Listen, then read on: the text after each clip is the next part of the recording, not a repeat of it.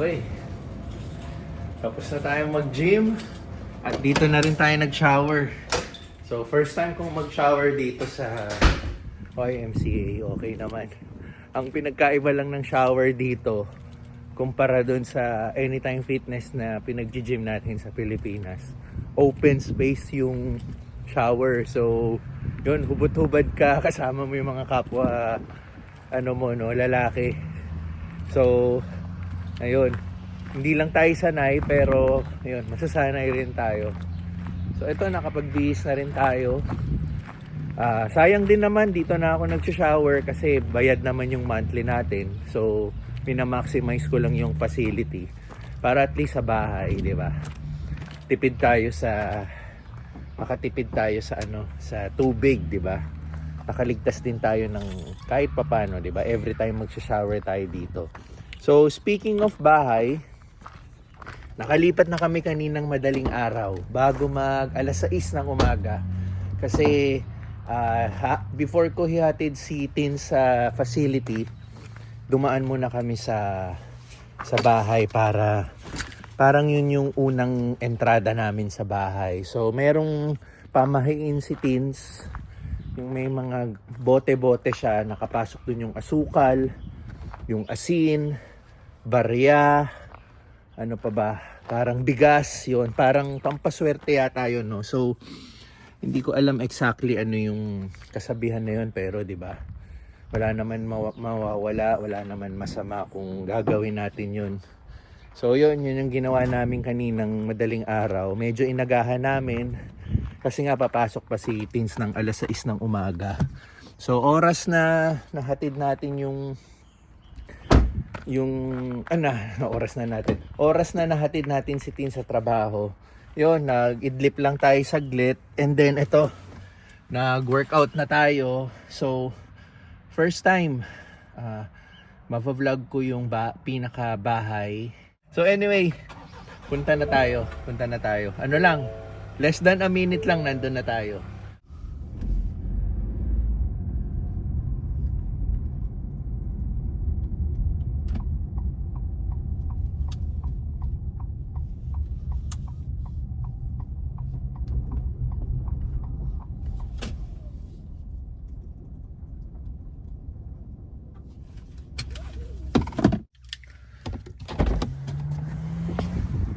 Na tayo. Okay, so mamaya ako na ibababa yung mga gamit. Umpisahan na natin. Magsimula tayo dito sa labas. So ito ang pinakabahay. Yan. Hiyaharap ko na. Yan. So ito yung pinakabahay. Ito yung garahe natin. So kasya dito ang 4 na kotse. Yan, kung gagawin mong box siya, yan. Kung pagbabasihan natin itong nasa graba na to, no? Kasya ang 4 na kotse dyan. Hindi ko lang alam kung hanggang saan yung boundary, pero hayaan na natin. Hindi naman natin din papakailaman eh. Pero dito tayo, yan. Ito yung pinakaharap na bahay. So kahapon, inumpisahan na ni Teens mamili ng mga kaunting gamit. Sa Dollar Tree. Bumili siya nito $1.50. Solar lamp. Yan.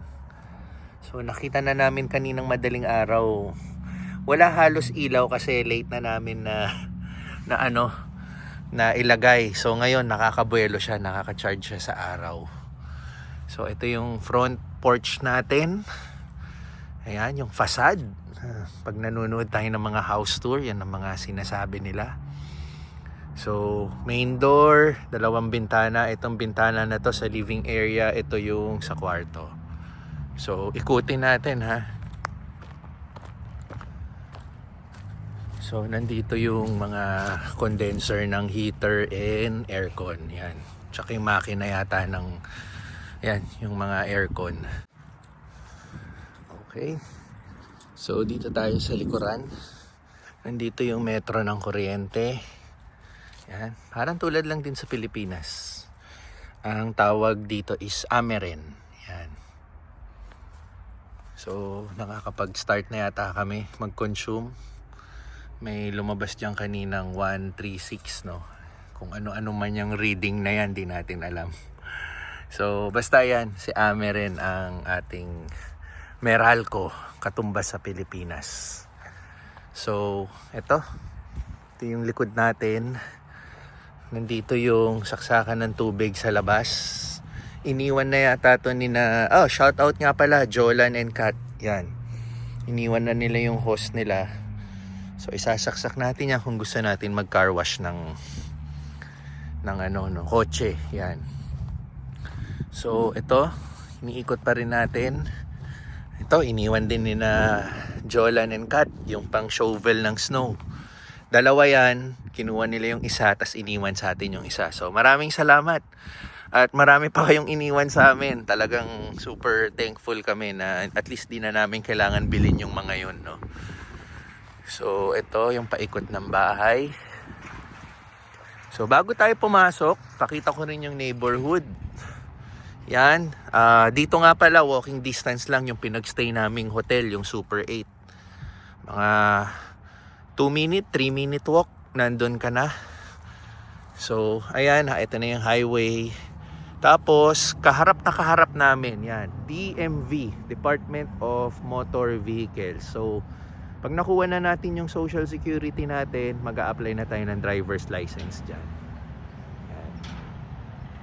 Tapos, yung highway papunta ron, doon na yung mga maraming establishments, no? So, dito naman, pwede mo rin lakarin, or yun nga, kanina, yung nag-gym tayo, less than a minute lang, nandun na tayo sa gym. Nandun din yung facility ni Teens, katabi lang nung gym. Yung gym pala is YMCA. Meron tayong naging vlog niyan, check nyo na lang. Pinakita ko yung YMCA. So yan, either lakarin ni Teens or magkotse tayo sa work. Pero syempre, may kotse naman tayo. Pwede natin siyang ihatid sundo dahil yun, malamig din yung panahon, no? Tsaka yung highway na to, mabibilis din yung mga kotse. Kaya may onting delikado rin, no? Pero yon, kung talagang no choice, yan, pwede naman lakarin. So, ito. Ayan ang ating neighborhood, di ba? So, oras na. Pasok tayo sa bahay. Bali, nakalak kasi yung dito tayo mag-enter. So, most of the time, ito na yung gagamitin namin pintuan dahil dito lang nakapark yung kotse. So, entrada na tayo. Hindi pa tayo sanay. Mali pa yung pinasok nating susi. Yan. Yan. So, ang bubungad na ngayon sa atin is kusina. Mag-umpisa tayo sa kusina. Yan. Ang napakaganda at napakalinis na kusina. So, paano ba ito buksan? Yung ilaw dito. Yan, binuksan ko muna yung ilaw kahit maliwanag pa. So, ito ang ating kusina. May built-in microwave na napakaganda. Bagong-bago pa, even the stove. Actually, lahat ito halos bago pa. Dahil 1 year mahigit pa lang simula nung ni-renovate ito. At lalong na-maintain yung pagkabago niya dahil sikat. Yan nga yung lumipat na sa Chicago. Napakalinis sa bahay. So kahapon nga yung nag-check yung landlord bago sila umalis. Chinek niya yung buong bahay. Wala siyang masabi. Super impressed siya sa pagkalinis ng bahay. So ito, heads up lang, medyo magulo pa talaga dahil nag-aayos pa kami. Hindi pa namin alam kung anong cabinet ilalagay yung mga ibang gamit namin. So, yun lang muna. May mga ibang kalat ka pang makikita dito, mga gamit namin. So, itong kusina, mga countertops, yung mga aparador. Ganda ng aparador na to tingnan nyo. Bali pa L siya, pero pag binuksan mo, yan. So, pwede ka pa maglagay ng gamit dito dahil naro-rotate siya. Yan, 'di ba? Even ito. Yan. Okay. So, the usual, stove, oven. May oven tayo. So, finally, hindi Hindi na kami magma-microwavable katulad ng ginagawa namin sa hotel. Pero paminsan-minsan, dahil may microwave tayo, kakain pa rin tayo ng mga pwedeng mabili sa Walmart. Yan. So, eto. Kat, Jolan, thank you ulit. Thank you din. Iniwan sa amin yung shoe rack. Diyan namin nilagay yung mga sapatos namin at tsinelas. So, eto. Proceed tayo dito. Dahil dito naman ay ang magandang rep din at napakalaki. Yan, nilagay na ni Tins yung schedule niya para madaling makita. So, ang maganda sa rep na to, yan, may ice maker. 'Di ba? Kusang gumagawa na lang siya ng yelo. Siguro pag nabawasan may certain kasi gagawa na lang siya. Ang galing nga eh. Minsan tahimik, biglang maririnig ka may ingay, gumagawa na pala ng yelo. Yan. So, kita niya naman, wala pang kalaman-laman. Pero dito, marami ng laman. Ayan. Ito yung mga stock namin sa kabilang hotel. Itlog. Yan, si Tins mahilig dito eh. Yung mga ganyan, mga tinapay or biscuit, inaano mo. Gagawin mong parang dip. Yon. Tapos, ito, panalo to sa Walmart, yung gatas na to. At gatas, nag-try na tayo. Chocolate milk and gatas. Tapos yan, yung naging stock namin sa kabilang at stock namin ng tubig. Tapos kung makikita mo, ang daming soft drinks. Yan, aminado tayo, isa na tayo sa mahilig mag-soft drinks. At the same time, tinake advantage namin yung promo dun sa Kroger, yung buy 3, get 3. So, yung buy 3, get 3, pinagati-hatian naman namin ng mga kaibigan natin na nurse, no? Yung mga Pinay. And also, sina Jolan and Kat. So, marami yan. Pinagati-hatian namin para makuha namin yung mga ibang variety. Yan. Para hindi lang puro Coke, hindi lang puro Anyway, yan. Ito yung tawag doon. Ito yung binabawasan na natin. Dahil di rin maganda ang soft drink sa katawan. Pero anyway, nandyan na yan, di ba? Paminsan-minsan, nagsa-soft drinks pa rin tayo. Pero I'm trying my best na, magbawas. Sobrang dinepend yung sarili, no? So, yon. Moving forward tayo. Dito tayo sa living area. Yan. Sabi ko nga, medyo magulo pa. Please bear with us. Ito yung living area. Again, Kat and Jolan, maraming salamat dahil iniwan nila itong sopa sa amin. Pati yung mga pillows, yan, yung mga unan ng sopa, iniwan nila yan. Tapos ito na yung binili natin sa Walmart, yung mesa at upuan. Yan. So, kung makikita nyo yung arrangement, ito yung isang option na naiisip naming arrangement kasi bibili rin kami ng TV. Ang plano namin ilagay yung TV is dito para nakaharap ka sa TV.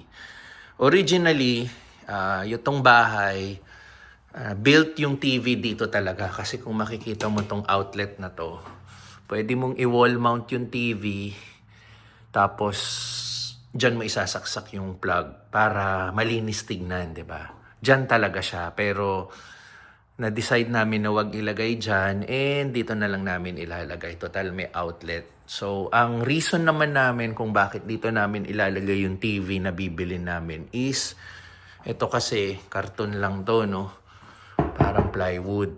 Yung likod nito is ang master's bedroom na. So, napag-usapan namin ni Teens na lalo na malapit na siyang mag-night shift sa trabaho, tulog siya sa araw. So, pag dyan namin nilagay yung TV, pag medyo malakas-lakas yung volume mo, tatagos yung sound, maririnig niya, maiistorbo yung pagtulog niya, which is yun yung dapat nating iwasan, di ba? Kasi tulog siya sa araw dahil panggabi na siya. So, kaya hindi na namin dyan ilalagay yung TV. Dito namin naisip. So, yung arrangement nito, hindi pa yan final. Pero as of now, yan yung best case scenario na naiisip namin. Kaya dito na rin yung dining table namin para pag kumakain kami, nakaharap kami sa TV, pwede kami manood. Yan. So, nasaan na ba tayo? Living area, di ba? Then, bago tayo mag-proceed, papakita ko naman yung itong blinds. Ang ganda na itong blinds na to, parang magnet. Itataas mo lang ng kamay mo. Yan, oh. Nakadikit na siya. Yan. Di ba? Galing, no? Tapos pag babalik mo, hihilain mo lang pababa. Ito pa yung isa. Tataas mo lang. Yan. Di ba? And then, ito yung view mo from the window, yung pinakita kong labas kanina. Yan, di ba? So, again, nandito tayo sa living area and then ito yung ating main door.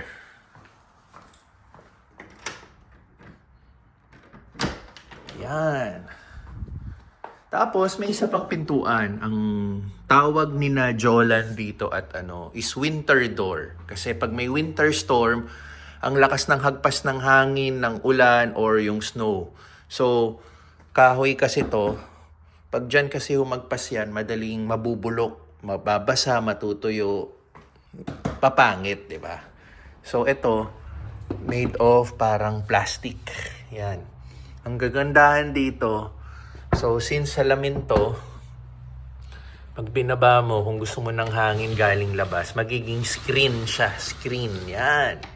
Para papasok yung malamig na hangin. Diba? O kaya pag summer, kung medyo mainit na, preskong hangin yung papasok. So, buksan natin, nakalock. Ito yung harapan natin. Ito yung kaninang pinakita ko. Yan. Diba? So, dun yung kapitbahay. Ito, coach ito ng kapitbahay. So, ayan. Plano rin namin ni Teens maglagay ng upuan dito para pwede kang tumambay, magmuni-muni, tignan mo yung mga dumadaan na kotse. Ayan. Ayan, mga plano pa lang yung sinasabi ko pero ang dami mo kasing naiisip diba? Lalo na pag wala pang kalaman-laman yung bahay. So, balik tayo. Ito naman, may aircon tayo, aircon and heater.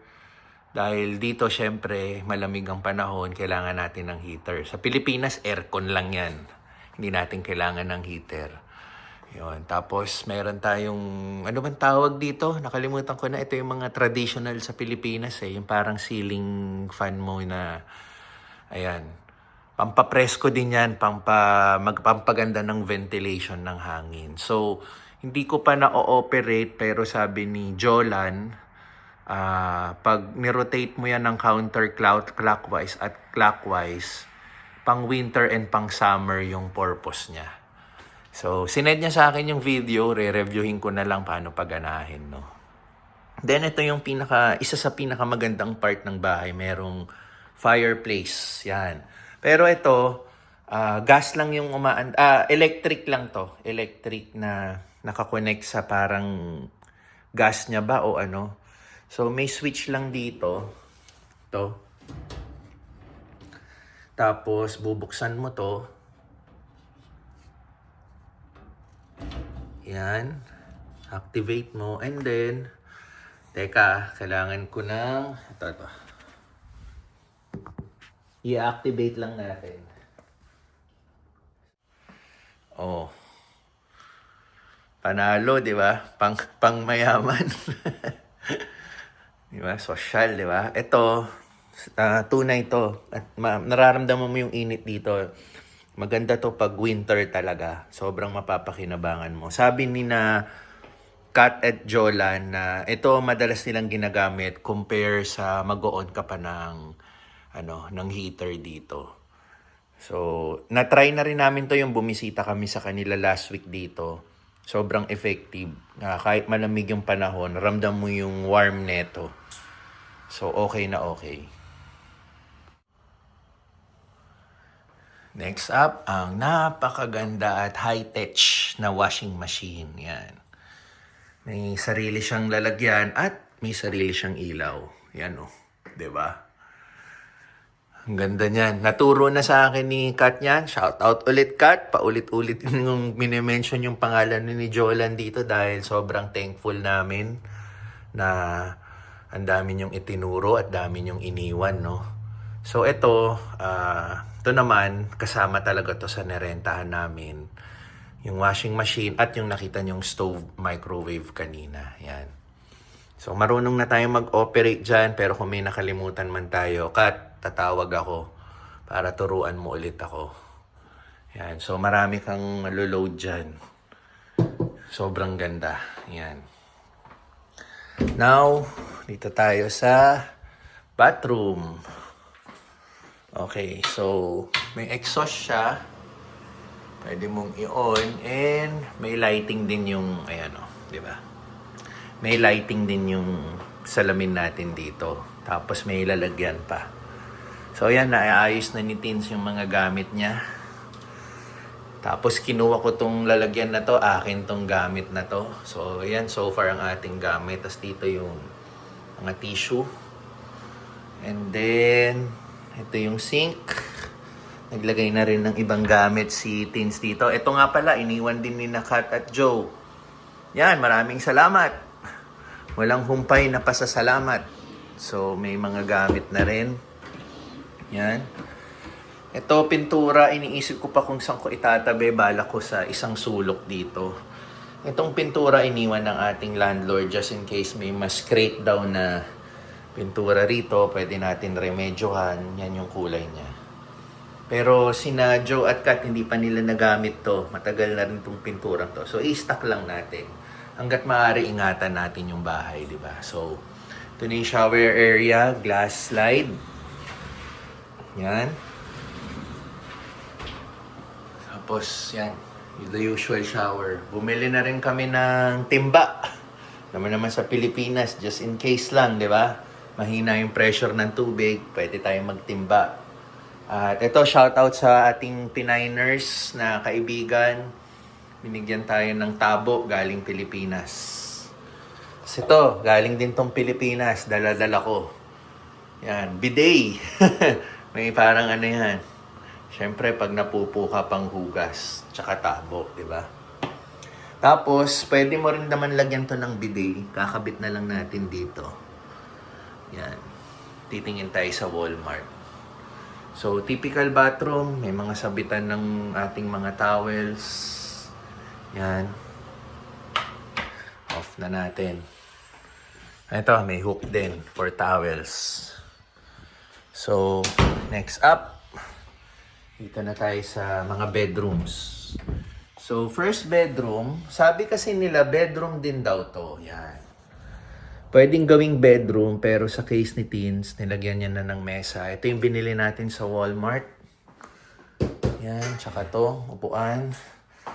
Tapos ginawa niyang kanyang mini table. Diyan siya magre-retouch. Ganyan siya mag-office. Katulad ng bahay namin sa Pilipinas, may sarili siyang office. So ito, sa kanyang space na to. Pero pwede rin to i-convert sa bedroom. Maglatag ka lang dyan ng single bed. Pwede. So, this will serve as a bedroom. And then, itong may aparador dito is the closet. Yan. So, buksan natin. Medyo magulo pa. Hindi pa namin naiaayos. So, soon, aayusin namin yan. Meron kaming pagkakaabalahan. So, nandyan yung mga ibang winter jacket. Hinangar ko na ibang mga damit ko. Same with Teens, yung mga scrubs niya sa facility, sa pagiging nurse, nandyan. So, ito yung mga boxes na to, for Christmas na to. Yung pumunta kami sa Springfield, sa treasure hunt, nakuha namin siya ng $1 each. Yung treasure hunt na napakita ko na yan sa vlog before. So, in-stock na namin yan. Pero aayusin din namin yan para hindi ganyan yung itsura. So, ano pa? Ito yung mga binili naming upuan sa Walmart, yung mga extra, ang aming mga baggage galing Pilipinas, mga luggage. So, ayun. Ito yung pinaka ng kuryente ng bahay. Ito yung sa heater. Kung ano mang makina yan, di ba? So, ganda rin ng pintuan, slide, space saver, di ba? Swabe. And last, ang pintuang ito, ang master's bedroom. So, buksan natin. Ito ang master's bedroom. Yan. Malaki siya. So, bubungad sa'yo itong box na to. Ito yung queen size na bed in order na galing Amazon. Pag binuksan mo yan, made-deflate na yan. So, naka-inflate lang ngayon sa loob. Magiging queen size bed yan. Kasi ito, nabili rin namin sa Treasure Hunt. Unan. Kulang pa yan. Dadagdagan natin yan. Kasi darating din si Pixar dito. So, kulang yan. And then, itong kortinang to. Yan. Salamat ulit, Joe at Kat. Iniwan din nila yung kortina nila sa amin. Yan. So, meron ulit nakalimutan ko na yung tawag dito yung ceiling fan na to. Yan. Nasa dulo na nandila ako, pero yan, may naka-install din. And then, AC and heater. Yan, kompleto. So, ito yung pinaka ng room. Ito yung sinasabi ko. Ito kasi, tagos, diba? May built-in din for TV. Pero wala na kaming planong maglagay ng TV dito sa Masters. Tulad nung ginawa namin sa Pilipinas. So, ang Masters is talagang pantulog at pangkwentuhan na lang, no? Pang family time. At least walang distraction na TV. Yun din yung ugali namin sa Pilipinas. Nasa labas ng master's bedroom yung TV. Hindi kami naglalagay. Pero, yan, sa mga ibang titira dito in the future, or yung yan nga, sinakat, dito nila nilagay yung TV nila. Hindi na rin sila nag-mount. At wala na rin kami balak mag-mount kasi magdi-drill ka pa eh. Ayun, i-maintain na lang natin yung linis ng pader, no? So yan, ito nga yung sinasabi ko kanina, pagitan lang neto dito. Kung dito kami maglalagay ng TV, pagtulog si Tinsel dito sa araw, maiistorbo siya. Ayun. So, ito yung kortina. Ito yung labas. So, ito yung dark mode. Ida-dark mode natin, para pag araw, tulog si Tins. Yan, di ba? Konti na lang yung light na papasok. So, madilim na madilim talaga. Mas magiging maayos yung tulog niya sa araw. Ayun, di ba? Na-tour ko na kayo sa aming munting tahanan dito sa Taylorville. So, for the next years, dito muna kami until ma-decide namin kung lilipat ba kami or hindi. So, for now, enjoy namin yung aming first day until kung hanggang kailan tayo dito. Napakagandang bahay. Shoutout din kay Jen, yung aming landlord. Kahit di siya nanunood. Yun, super bait niya. Wala kami masabi. Super bait. Winelcome niya kami. Tapos nalungkot nga rin siya dahil umalis na si Joe at Kat. Yun, nasa Chicago na ngayon. So, ayun. Ang plano kong gawin ngayon, bibili lang ako sa Walmart ng mga panlinis kasi sisimulan ko ng maglinis dito para maibaba na namin yung mga ibang gamit namin. Tsaka tulad ng style namin sa Pilipinas, meron kaming tsinelas pang loob, meron kaming tsinelas pang labas. So bago ko gawin yun, kailangan ko munang mag-map dito. Ayun. Tapos pag uwi ni Tins mamaya galing trabaho, for sure, mag-a-arrange pa yan. So, may mga vlog pa tayo. Papakita ko ulit tong bahay na to na naka-arrange na lahat. Yun. So, for now, at least, diba, nakita nyo kung saan kami titira. Isang location kami dito sa Taylorville. Kung ano yung malapit sa amin dito. So, yun. Maraming salamat sa panonood ng vlog. Hanggang sa susunod.